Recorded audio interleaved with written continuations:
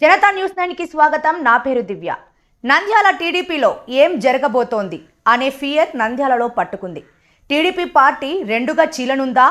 టీడీపీలో తిరుగుబాటు తప్పదా? టీడీపీలో ఫారూక్ భూమా ఇరు వర్గాలు కవ్వింపులకు దిగుతున్నాయా అనే అనుమానాలు కలగడానికి అనేక కారణాలు కనబడుతున్నాయి. టీడీపీలో చిచ్చు రేపుతున్న ఇన్ఛార్జీల మార్పు, టీడీపీలోని ఇరు వర్గాలతో నలిగిపోతున్న కార్యకర్తలు, ఎన్టీఆర్ అభిమానులు.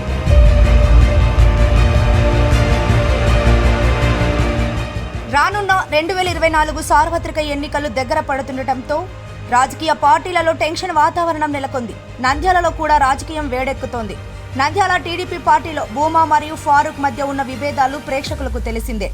అయితే ప్రస్తుతం నంద్యాల టీడీపీ ఇన్ఛార్జ్ ఫారూక్ కొత్త వార్డు ఇన్ఛార్జీలను నియమిస్తున్నారని తెలుస్తోంది. దీనితో భూమా వర్గం సహించలేకపోతున్నారని సమాచారం. పార్టీ పదవుల్లో ఉన్న భూమా వర్గం నాయకులు దారికి రాకపోతే పక్కన పెట్టే సాహసం ఫారూక్ వర్గం చేయనుందా? భూమా వర్గానికి పొమ్మనకుండా పొగబెడుతున్నారా అని అనుమానం కలుగుతోంది. టీడీపీలోని భూమా వ్యతిరేక వర్గం ఒక తాటిపైకి వస్తున్నారా అంటే అవుననే సమాధానం టీడీపీ పార్టీ వర్గాల్లో వినిపిస్తోంది. గతంలో ఎన్నడూ లేని విధంగా రానున్న సార్వత్రిక ఎన్నికల్లో టీడీపీ రెబల్ అభ్యర్థిగా మాజీ ఎమ్మెల్యే భూమా బ్రహ్మానందరెడ్డి తన ముఖ్య అనుచరులతో తన బంధువులతో ఆలోచన చేసి పోటీలో దిగుతున్నట్లు సమాచారం.